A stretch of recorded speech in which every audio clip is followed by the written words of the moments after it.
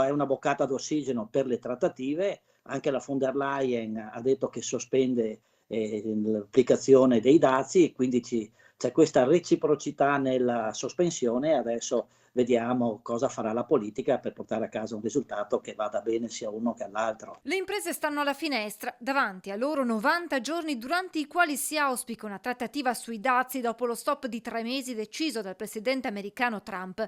Anche l'Unione Europea congela al momento le contromisure che erano state adottate nei confronti degli Stati Uniti. Il fatto che adesso Trump denunci questo stop provvisorio secondo me è dovuto a due questioni. Una, le borse che sono crollate e che francamente quelli stavano bruciando miliardi, Sì. ma miliardi di risparmiatori anche americani. In più il rischio inflazione, perché tu mettendo i dazi aumenti il prodotto finale, il rischio è anche questo, e quindi un impoverimento da questo punto di vista della stessa società.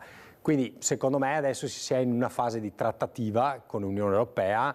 Io auspico che si arrivi un domani a quel libero scambio, almeno del patto atlantico. Si aprono dunque settimane di trattative tra Stati Uniti e Unione Europea, un clima di incertezza che sicuramente non fa bene alle aziende che, secondo il presidente Pozza, hanno un'unica strada da seguire. Non possiamo più pensare al tradizionale cliente sicuro che sia in Europa o che sia negli Stati Uniti, ma bisogna creare una rete alternativa e bisogna che il sistema produttivo italiano, che è fatto poi di piccole e di medie imprese, affronti preparato nuovi mercati e tenga ovviamente questi mercati, però se non guarda a nuovi mercati, nuovi sbocchi, assolutamente si rischia molto. Noi come il Made in Italy abbiamo delle praterie davanti.